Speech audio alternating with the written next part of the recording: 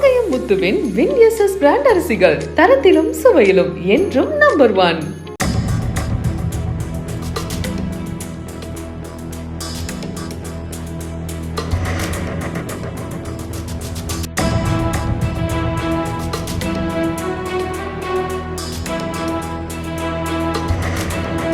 பாம்பன் பழைய ரயில் பாலம் திறக்கப்பட்ட போது அவசரப்பட்டு கடக்க முயன்றதாக கூறப்படும் படகு பாலத்தின் மீது மோதி சிறிது நேரம் நின்றது.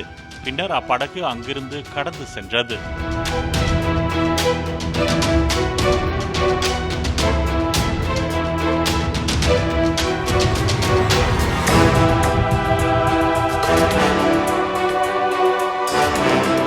காங்கயம் முத்துவின் வின் எஸ்எஸ் பிராண்ட் அரிசிகள் தரத்திலும் சுவையிலும் என்றும் நம்பர் 1.